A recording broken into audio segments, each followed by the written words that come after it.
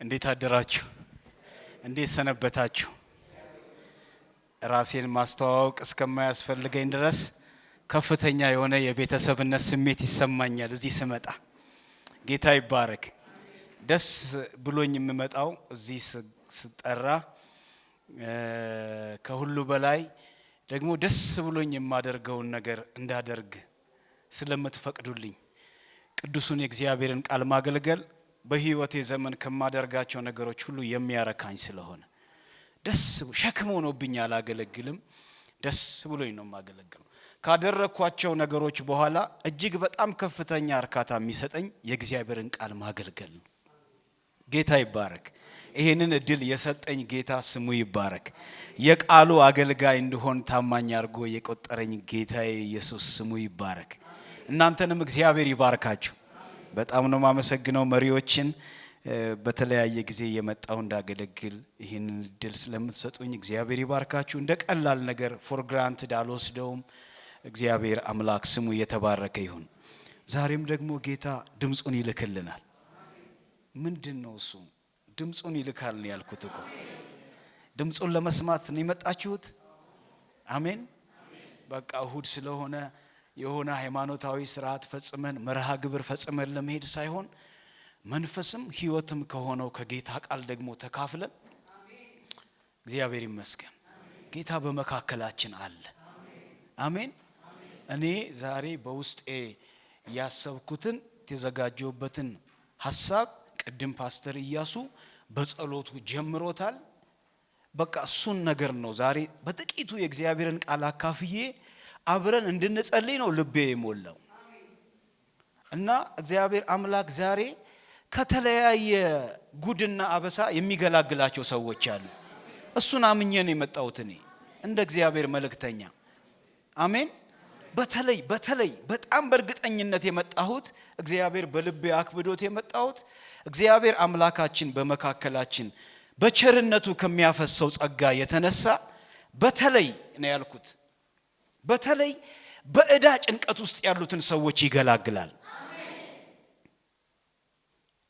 ምንም እግዚአብሔር መንፈስ ቅዱስ በቸርነቱ ስለሚያረግ ማለት ነው። እንቆምና እግዚአብሔርን ቃል አንብበን ከዛ እንጸልያለን። ቃል እንደሰማችሁ ሮጣችሁ አትውጡ። በእውነት ጥቂት ጊዜ ነው እግዚአብሔርን ቃል ማካፈለው። ከዛ አብረን እንጸልያለን። ይሄ ቸር የሆነ ጌታ፣ ይሄ የሚወደን ጌታ ደግሞ ሊረዳን ወደ ህይወታችን ወደ ኑሯችን ይመጣል። እግዚአብሔር ይመስገን። የማካፈላችሁ ቃል የሚገኘው ዕብራውያን ምዕራፍ 4 ላይ ያለ ቃል ነው። በጣም ሁላችሁም ታውቁታላችሁ።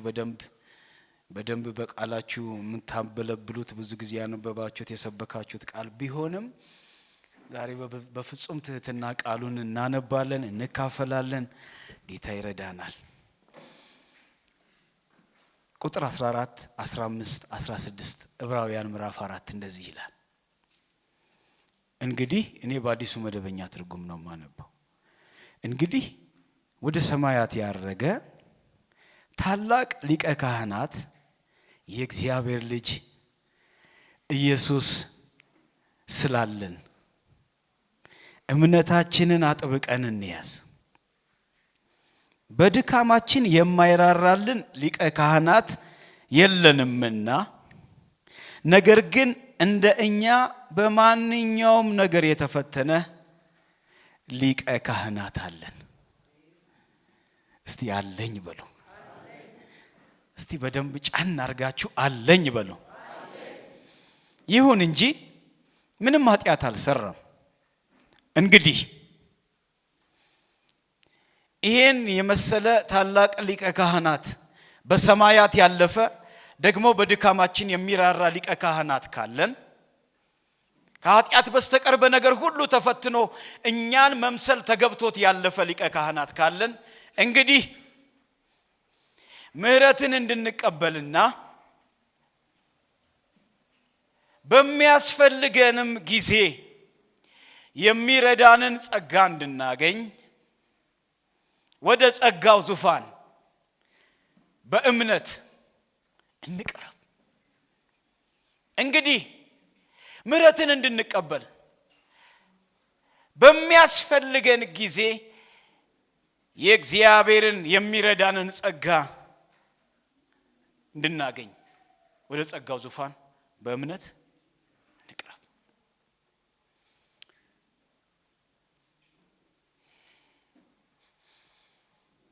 እጅግ የምትምር የምትራራ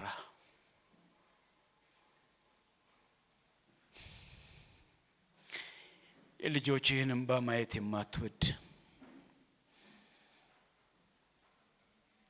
ልጆችህን ከወደቁበት ለማንሳት ሁሉ ጊዜም ዝግጁ የሆንክ የምትወደን አባታችን እናመሰግናለን። በዚህ ማለዳ ማክብርህን ልትረዳን፣ ልታግዘን፣ ልትፈውሰን፣ ልትዳስሰን በመካከላችን ስላለ ከፍ እናረጋለን። በሚሆነው ነገር ሁሉ ክብሩን አንተ ውሰድ። ቃልህን መግበን በኢየሱስ ክርስቶስ። የዕብራውያን ጸሐፊ በሰማያት ያለፈ ይላል። እንደገና ደግሞ በአዲሱ መደበኛ ትርጉም ወደ ሰማያት ያረገ ሊቀ ካህናት ብቻ ሳይሆን ታላቅ ሊቀ ካህናት የእግዚአብሔር ልጅ ኢየሱስ አለን ብሎ ይናገራል። አቤት ያለንን እግዚአብሔር አይኖቻችንን ከፍቶ ብናቅ ምን እንዳለን ማን እንዳለን ብናውቅ ምንኛ በጣም የታደልን ህዝቦች ነን። ይሄ ስላለን የእምነታችን ጀማሪና ፍጹም አድራጊ የሆነው ኢየሱስ ክርስቶስ ወደ ህይወታችን ያመጣውን እምነት እንደ ቀላል ነገር እንዳንቆጥረው ጠበቅ አርገን በጣም ሲሪየስሊ ጠበቅ አርገን እንያዝ። ጠበቅ አርጎ የሚያዝ በጣም ተሰባሪ የሆነ ከፍተኛ የሆነ ጥንቃቄ የሚፈልግ ነገር። አሁን አንዳንድ ጊዜ ምን አይነት እቃዎች ነው የሚባሉት ከውጭ ሀገር ሲላኩ ምንድነው ፍራጃይል የሚባሉ እቃዎች ተሰባሪ እንደ መስታወት እንደ ብርጭቆ የሆነ በጣም ጥንቃቄ የሚፈልጉ ነገሮች ሲላኩ ካርጎ ላይ ሲጫኑ ራሱ በጣም በከፍተኛ እንክብካቤ በጣም በብዙ የተደራረበ ካርቶን በብዙ የተደራረበ እንጨት ተጀቡ ነው የሚላኩት ጥንቃቄ ስለሚፈልግ። ወደኛ የመጣው እምነት የመጣበትም መንገድ ያመጣውም ደግሞ በጣም ከፍ ያለ ስለሆነ እንዲሁ እንደ ተራ ነገር የሚያዝ ነገር ስላልሆነ ይሄ ታላቅ ሊቀ ካህን ይዞት የመጣው ስለሆነ ምን አርገን እንያዝ? አጥብቀን እንያዝ። እንደ ቀደሙት ካህናት አይደለም። ይሄ ሊቀ ካህን የቀደሙት ሊቀ ካህን የምድር መቅደስ ላይ እንደገቡት አይደለም። ይሄ ሊቀ ካህን የምድር መቅደስ ታውቃላችሁ፣ በብሉይ ኪዳን በነበረው ዘመን ምድራዊ የሆኑ ሪቹዋልስ የተለያዩ ስርዓቶችን እየፈጸሙ እንደሚገቡትና እንደሚመጡት ሳይሆን በእግዚአብሔር ቬሪ ፕሬዘንስ ውስጥ በጣም ጥብቅ የሆነ የእግዚአብሔር መገኘት ውስጥና ህልውና ውስጥ ያለፈ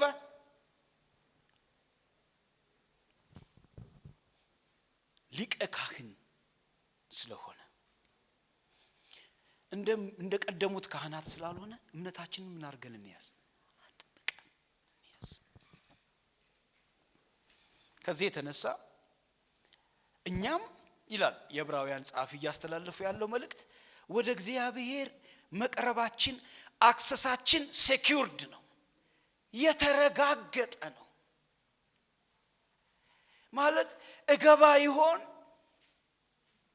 ወደሱ መቅረብ እችል ይሆን የሚለውን ሼም ሁሉ አስወግዶልን በድፍረት ወደ እግዚአብሔር መግባት የምንችልበትን መንገድ መርቆ ከፍቶልናል። ክብር ለእግዚአብሔር ይሁን። እምነታችን ራሱ የተመሰረተው እዚህ ምድር ላይ በሚደረጉ የተለያዩ ስርዓቶች ሳይሆን በዚህ ታላቅ ማንነት በዚህ ታላቅ ስብዕና ላይ ነው እያለ ነው የዕብራውያን ጸሐፊ እየተናገረ ያለው። በሚያልፍ ሳይሆን ዘላለማዊ ማንነት ባለው አምላክ ላይ የተመሰረተ ነው። ስለዚህ እምነታችንን ምን አድርገን እንያዝ? አጥብቀን እንያዝ። እንደ ቀላል ነገር እንዳንቀልድበት እያለ ይናገራል። ዋናው ትኩረት እሱ ጋር ስላልሆነ ሁለተኛ የሚናገረውና በጣም ለህይወታችን አስፈላጊው ነገር በድካማችን ምን የሚልልን ነው። ቅድም ፓስተር ኢያሱ ሲጸልይ ይሄን ቃል ሲደጋግመው አስተውላችኋል?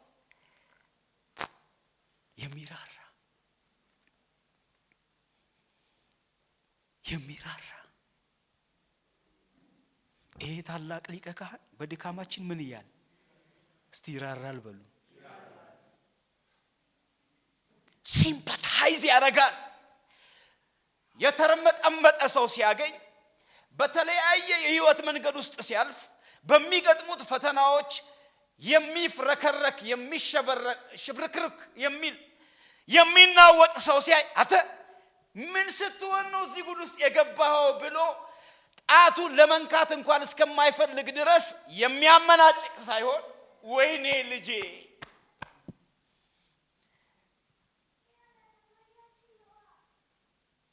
እኔም እኮ አልፌበት አውቀዋለሁ እኮ ይሄንን መሸማቀቅ፣ አውቀዋለሁ እኮ ይሄንን መገፋት፣ አውቀዋለሁ እኮ ይሄንን መርበትበት አውቀዋለሁ ብሎ አይዞ ብሎ የሚራራ ሳይፈተን ቀርቶ አይደለም። እንደኛው የተፈተነ ተፈትኖ ግን ኃጢአትን ያልሰራ አሜን። ተፈትኖ ግን በጣም የታመነ በጣም በብዙ ጫና ውስጥ አልፎ ግን ታዛዥ የሆነ ሊቀ ካህን እግዚአብሔር ይመስገን። ይሄ ታላቅ ሊቀ ካህን አለን። አሜን። እዚህ ሊቀ ካህን ያውቃል፣ የእያንዳንዳችንን የህይወት ፈተና ያውቃል። ምን ያውቃል ብትሉኝ አንዳንድ በጣም እንድንዋሽ፣ እንድናመቻምች፣ እንድናስመስል፣ ታማኝነታችንን እንድንሸረሽር በምንገደድበት የህይወት መንገድ ውስጥ ስናልፍ የዚህን መንገድ የህይወት ፈተና በደንብ ያውቀዋል ኢየሱስ።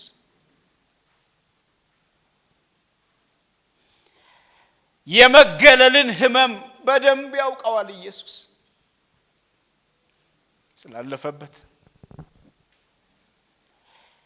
የተጫነበትን ኃላፊነት ለመፈጸም በሚኖረው ህይወት ውስጥ የደረሰበትን ክብደት ስለሚያውቅ ኃላፊነት ተሰጥቷቸው ሰዎችም ያንን ለመፈጸም ሲሞክሩ ሲታገሉ ምን ያህል ሊከብዳቸው እንደሚችል ኢየሱስ ያውቃል። ትግላችንን ያውቃል ነው ባጭሩ። እዚህ ላችኋል ጌተሰማኔ ኢየሱስ እሺ ብሎ ከአብ ጋር መተካከልን እንደመቀማ ነገር ሳይቆጥር እሺ ብሎ የእግዚአብሔርን ተልእኮ ለመፈጸም ነው የመጣው። ጌተሰማኔ ጋር ሲደርስ ግን ያቺ የመጨረሻዋ ሰዓት ላይ ሲደርስ ግን ያ መሪር ጽዋ ሊጠጣ በደረሰ ሰዓት ግን እንደ ደም ነጠብጣብ የመሰለ ላብ ያላበው ነፍሱ ታውኮበት ከደቀ መዛሙርቱ ጋር ሊጸልይ ሲል የእግዚአብሔርን ፈቃድ ላድርግ ብሎ ሲያስብ ከበደው ኢየሱስ ራሱ ኢየሱስ ክርስቶስ ጸልዮት ሊያቅ ይችላል ተብሎ የማይገመት ጸሎት ጸለየ። ኢየሱስ ብቻ ለእቺ ጽዋ ከኔ ምን ትበል? ከቻልክ ሌላ ሰው ፈልግ ማለት ነው። ለምን? ከበደው፣ ነፍሱ ታወከበት፣ ተጨነቀ። እግዚአብሔር ፈቃድን በመፈጸምና የስጋን ሐሳብ ደግሞ በማስተናገድ ውስጥ ያለውን ትግል የሚያቅ ታላቅ ሊቀ ካህን አለን። አሜን። ያውም አንድ ጊዜ ነው 3 ጊዜ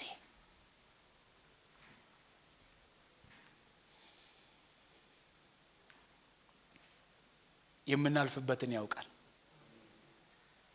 ልንገራችሁ አንዳንድ በጣም ትልልቅ የሚባሉ ሰው ሁሉ እንደ ጉድ የሚያወራላቸውን ጂያንት የሚባሉ አንኳር የሆኑ የህይወት ጥያቄዎችን ብቻ እንዳይመስላችሁ ዝርዝር የሆኑ የህይወታችንን እንግልቶች በህይወታችን ጥፋቶች ውስጥ ያሉትን መከራዎች እያንዳንዱን የሚያውቅ ብቻ አይደለም የሚራራ።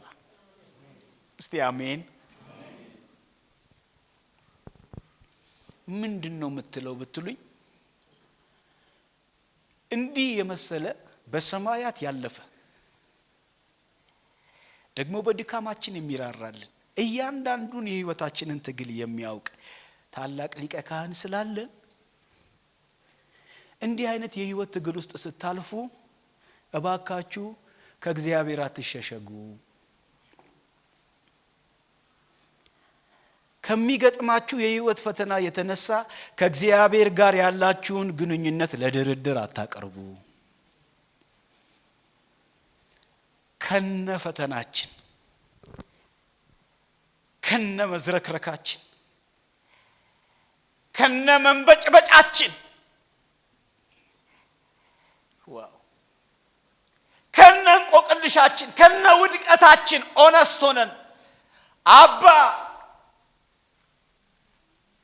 የሚራራ ስለሆነ ወደዚህ አምላክ ወደ ጸጋው ዙፋን በእምነት ምን እንበል? ምህረት አለው፣ ጸጋ አለው። አሜን። በጣም አሪፍ የሆናችሁ ጊዜ በጣም በቃ ያሸበረቃችሁ ጊዜ ሙዳችሁ በጣም አሪፍ የሆነ ጊዜ ዌልካም የሚል አባት አይደለም ያለን። ስንሾቅም እጆቹን ዘርግቶ የሚቀበል። አሁን እኔ ድካም ለማበረታታት አልመጣሁም። አደራችሁን በጣም የተዝረከረከ ህይወትን አፕሪሺየት ለማድረግ አልመጣሁም። ግን እናንተ ደካሞች ሸክማችሁ የከበደ ወደኔ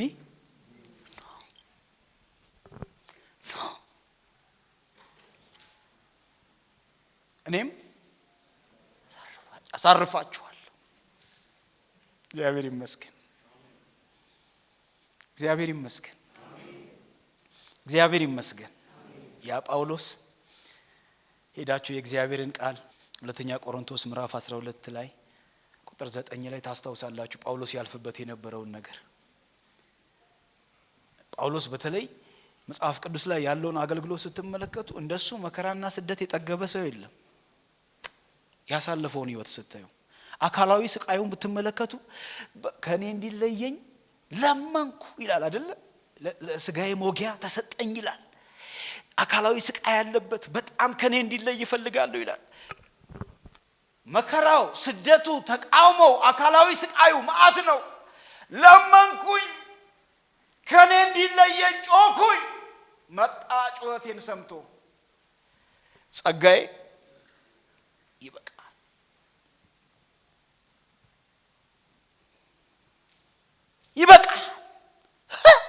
ይበቃል ኃይሌ አለ በድካም ውስጥ ነው የሚፈጸመው። ልክ እንደዚህ ሲለኝ በብዙ ደስታ በድካሜ ልመካ። አሁን ድካም ያስመካል። ዋው! እንዲያውም አለ ቁርጣችሁን ወቁ ብሎ ሲጽፍ ጳውሎስ ስደክም ያን ጊዜ ምንድነኝ? ኃይለኛ ነኝ፣ ብርቱ ነኝ። ክብር ለእግዚአብሔር ይሁን። ዛሬ ለደከማችሁ መልእክት አለኝ። እኔ ለተፍገመገማችሁ ህይወት ላታከታችሁ ካለፋችሁበትና ከገጠማችሁ የህይወት እንግልት የተነሳ አቅማችሁ ሙጥጥ ብሎ ለብሳችሁ ስትሄዱ በጣም ሰው ያላችሁ ይመስለዋል እንጂ በየጥጋ ጥጉ ያነባችሁ ተስፋ ቆርጣችሁ ላላችሁ መልእክት አለኝ። ድካማችሁ ፈጽሞውኑ እንቅፋት አይደለም። አሜን አትሉም? ድካም ሽንፈት አይደለም። እንዲያውም የእግዚአብሔር ጸጋ በኃይል የሚያልፍበት ቦታ እንጂ። ስደክም ያን ጊዜ ኃይለኛ። እግዚአብሔር ይመስገን፣ እግዚአብሔር ይመስገን።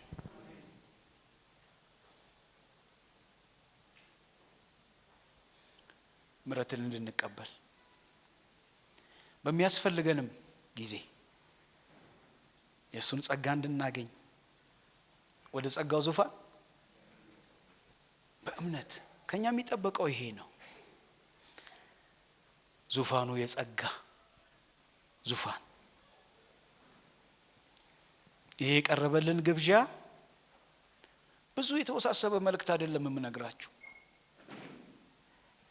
በድፍረት ያለ ፍርሃት በኮንፊደንስ እንደው ከዚህ ከገባሁበት ማጥ ከዚህ ከገባሁበት አዙሪትና ኪሳራ ከዚህ ከገባሁበት የህይወት ትርምስ ውስጥ ያወጣኝ ይሆን አያወጣኝ ይሆን በሚል ጥርጣሬ ሳይሆን በኮንፊደንስ ወደዚህ ጸጋ ዙፋን ፊት ምን በሉ ቅረቡ። በድፍረት አልፎ አልፎ ሳይሆን በጣም ዘለቄታዊ በሆነ ሁኔታ ሁሉ ጊዜ እንድንቀርብ የቀረበልን ግብዣ ደግሞ ሳናስመስል በቃ ያልሆነውን ሆነን ለመገኘት በመሞከር ሳይሆን የሆነውን ሆነን ምንም መንፈሳዊ ጃርገኖች ሳንጠቀም የተለየ በጣም የተሽሞነሞነ ቃልም ሳንጠቀም አባ ይሄው እኮ ተዝረከረኩ አቃተኝ እኮ አይደለም እንዴ ይዘምራሉ እኮ ዳዊት እኮ ያስለመዱን እሱን ነው። ምንድነው ምናም ብለው በቃ ያሉበትን የህይወት ባዶነት በደንብ እየገለጹ ነው። ለነገሩ በእግዚአብሔር ፊት ማስመሰል እኮ በጣም ትንሽ ንክ መሆን ይጠይቃል እንጂ እሱ ፊት ምን የተደበቀ ነገር አለ? የፈለገ አክሮባት መስራት አያስፈልግም። አልቻልኩም በቃ ይሄው ብለን ያለ ማስመሰል ስንቀር የሚረዳውን ጸጋ እግዚአብሔር ይልክልናል። አሜን። ምናልባት እዚህ ዛሬ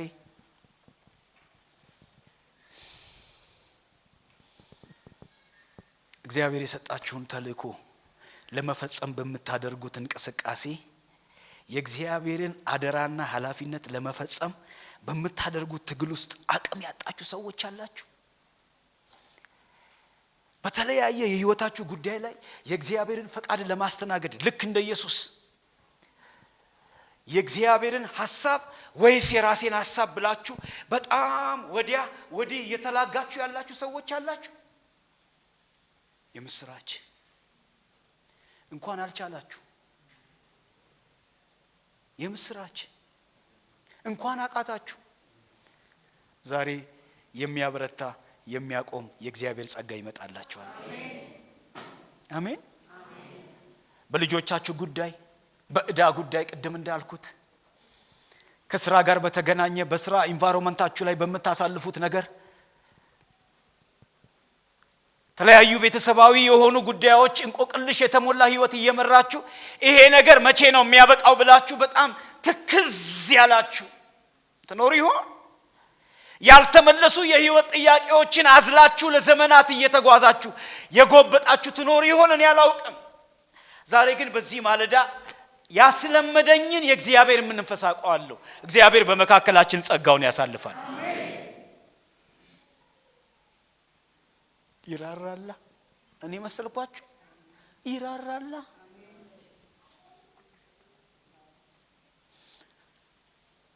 ከሚመጣው የእግዚአብሔር ጸጋ የተነሳ ለትልቅ ዓላማ እግዚአብሔር ኃይሉን አስታጥቆ ራሱ የሚጠቀምባቸው የእግዚአብሔር ሰዎች በመካከላችን እግዚአብሔር ያስነሳል።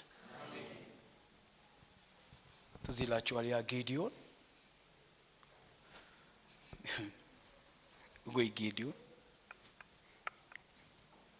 እስራኤላውያን ከምድያማውያን ጋር ባላቸው ጦርነት ያው የዘለቀ ጦርነት ስላላቸው ሁሉ ጊዜም እግዚአብሔር ሊታደጋቸው መስፍን ያስነሳላቸው ነበርና ይሄንን መሳፍንት መጽሐፍ ላይ ነው ምዕራፍ 6 የምታገኙት።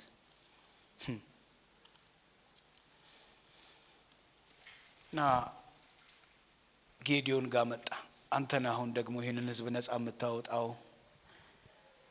አንተን ነው የምትጠቀመው ብሎ እግዚአብሔር ወደ ጌዲዮን ሲመጣ ጌዲዮን ያለበትን ሁኔታ ተመልከቱ። ጌዲዮን በጣም የተደበቀ የተሸሸገና የፈራ ሰው ነው። ከመፍራቱና ከመንበጭበጩ የተነሳ ይህን ቃል ደጋግሜ ስጠቀመው እንግዲህ እንትኑን ለመግለጽ ብዬ ነው። ተንበጭብጫል በጣም። የወይን መጥመቂያ ውስጥ ምን ይወቃል? ስንዴ እንዳያዩት እኮ ነው ከመፍራቱ የተነሳ። ይሄ ብቻ ቢሆን ጥሩ ነበረ። እኔ እኮ ከጎሳዬ ከምናሴ ነው በጣም በጣም በጣም አናሳ የሚባለው ጎሳ ነኝ እኮ እንዴት ወደ እኔ ትመጣለህ? ይሄ ብቻ አይደለም፣ ሁለቱ ብቻ አይደለም። በሶስተኛ ደረጃ ጌዲዮንን ስታዩት በጣም ጥርጣሬ የተሞላ ሰው። አንተ ኖረ ቢሆን ኖሮ አባቶቻችን ከግብጽ ምድር ሲወጡ ያዩአቸው ተአምራቶች ወዴት አሉ? የለህም። ስለሌለ ነው ይሄ ሁሉ ሽንፈትና ጉድ የደረሰብን እያለ ብዙ የሚያወራው ነገር አለ። እግዚአብሔርስ ይሄን ሁሉ ፈሪ በጨባጫ እንዲያውም ከጎሳዬ በጣም አናሳ መሆኔ ብቻ ሳይሆን ከቤተሰቤም የመጨረሻው ልጅ ነኝ ሲል እግዚአብሔር መጥቶ ምን ይላል? አንተ ጽኑ ኃያል ሰው።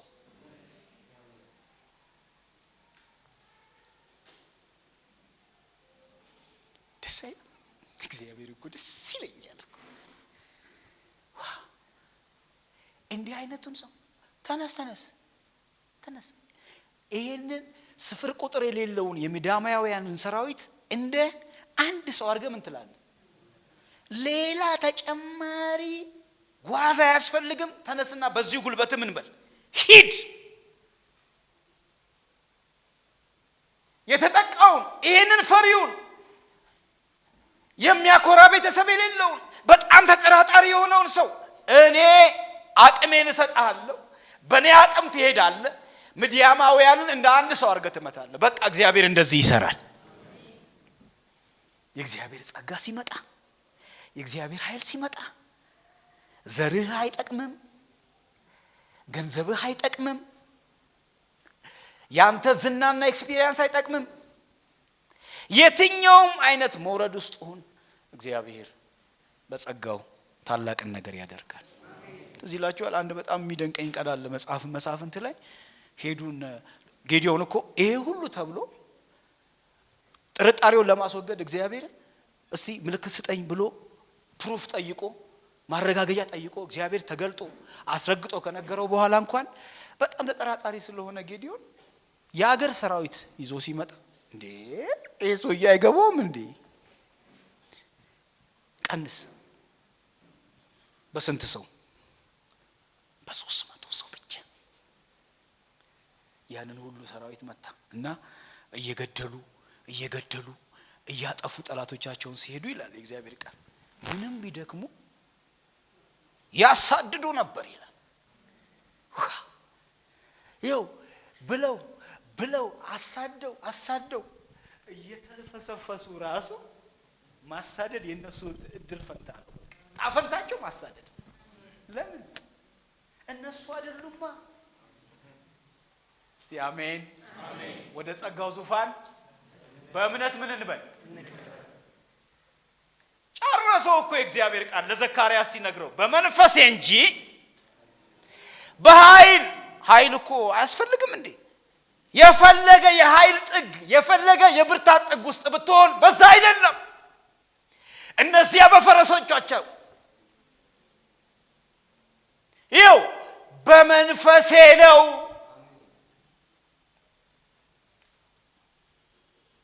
ምንም ቢደክሙ ያሳድዱ ነበር። ዋው! አንተ ጽኑ ኃያል ሰው አቅማችንን ሳይሆን አቅሙን አይቶ እግዚአብሔር ይመስገን። አሜን። ክብር ለጌታ ይሁን። ዛሬ እግዚአብሔር አምላክ በዚህ ማለዳ ለውድቀታችን ምህረት አለው።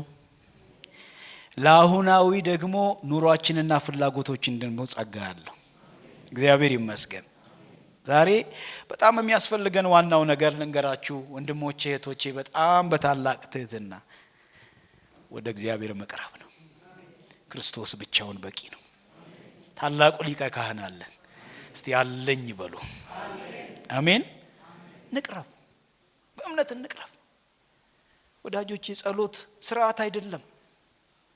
ወደ እግዚአብሔር መቅረብ ሃይማኖታዊ ልምምድ አይደለም፣ የህይወት መስመር እንጂ። ወዳጆቼ ሃይማኖታዊ ስርዓት አትፈጽሙ። ስትጸልዩ እስቲ ይውጣልኝ፣ ባለፈው ተናግሬያለሁ መሰለኝ እዚህ፣ እስቲ ስነ ልቦናዊ እርካታ ላገኝ ብላችሁ እስቲ ተፋርቄ ይውጣልኝ ብላችሁ የሆነ ስርዓት አታርጉት። ኖ ኖ ኖ ኖ ኖ ኖ ኖ።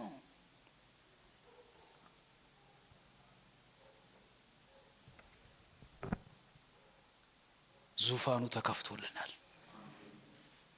አሜን። ጸጋው ቀርቦልናል።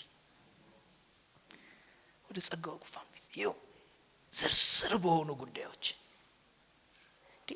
እዚህም ላይ እግዚአብሔር ይጠየቃል። እንደዚህ በዝርዝር ነገር ውስጥ ሁሉ እግዚአብሔር ያልፋል በመትሉት ነገር ሁሉ ወደ ጸጋው ዙፋን ፊት ግን በምን በኮንፊደንስ፣ በቃ በእምነት በኮንፊደንስ፣ ያለምንም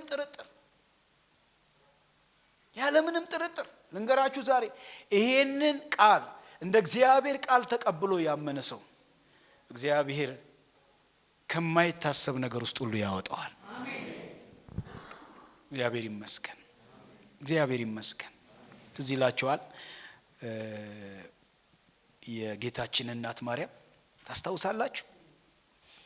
መልአኩ ገብርኤል ለዛ ታላቅ ሚሽን እንደታጨች መልእክት ይዞላት ሲመጣ ጸጋን የሞላብሽ፣ ምን አይነት ሰላምታ! እና የአይሁድ ንጉስ ይሄንን በቃ ትጸንሻለሽ ምናምን ሲላት በጣም እኮ ከው የሚያደርግ ነገር እኮ ነው ይዞባት የመጣው። በነገራችን ላይ ይሄ በጣም ከፍ ያለ መለኮታዊ ጥሪ እቺ ለግላጋ ወጣት ጋር ይዞላት ሲመጣ በጣም አስደንጋጭ ነው። በማህበረሰቡ መካከል ያላትን ጥሩ ስምና ዝና እንትን ውስጥ የሚከት አደጋ ውስጥ የሚከት አይደለም። ያለ ጋብቻ ያለ ትዳር አርግዛ ልትታይ ነው አይደለም? ልክ ነኝ እንዴ? ነው እኮ የሷ ስለሆነ እርግዝናው ወደ ኋላ ይሆናል እንዴ? አይሆንም እኮ ልትታይ ነው። ረክሳለች ብሎ ማህበረሰቡ ሊወግራት ምን አይነት ጥሪ ነው የመጣባት? በሰላም ህይወቷን እየመራች ያለች ግን መለኮታዊ የሆነ የእግዚአብሔር አጀንዳ ወደ ህይወቷ የመጣባት። ይሄ ብቻ እንዳይመስላችሁ እጮኛዋ ዮሴፍ እንኳን በስውር ሊተዋት አሰበ አይልም እንደ ቃሉ። እና ይሄንን ሁሉ ሪስክ ልትጋፈጥ ነው ጥሪ የመጣላት። ግን ገና ሰላምታው ሲመጣ እንደዚህ ይላል፣ ጸጋ አሜን። አስረዳታ እንዲህ እኮ ነው መንፈስ ቅዱስ ባንቺ ላይ ጸልልብሻል። ከፈለግሽ ደግሞ እዛ ኤልሳቤጥ ጋር ትሄጃለሽ፣ ቤስት ኤክስፒሪየንስ ማየት ትችያለሽ እዛ ሄደሽ ምናምን ሲላት የጌታዬ ባሪያ እንደ አፍ ቃል ይሁንልኝ ብላ ጥሪውን አፈፍ ዋጋ ቢያስከፍልም በማህበረሰቡ ዘንድ ሊያስወግር የሚችል ጥሪ ቢሆንም እጮኛ እንኳን የሚያስከዳ ቢሆንም ትልቅ እምነት የሚጠይቅ ትልቅ መታዘዝ የሚጠይቅ ጥሪ ቢሆንም ጸጋን የሞላብሽ የጌታዬ ባሪያ እኔ ባሪያ ነኝ አንተ ጌታ ነህ እንደ አፍ ቃል ጸጋ ይሙላባችሁ፣ ጸጋ ይሙላባችሁ። አሜን። እግዚአብሔር ይመስገን። በቃ ብዙ ሰዎች መጽሐፍ ቅዱስ ላይ ማየት ትችላላችሁ እናንተ በጣም የተለያዩ ሰዎችን።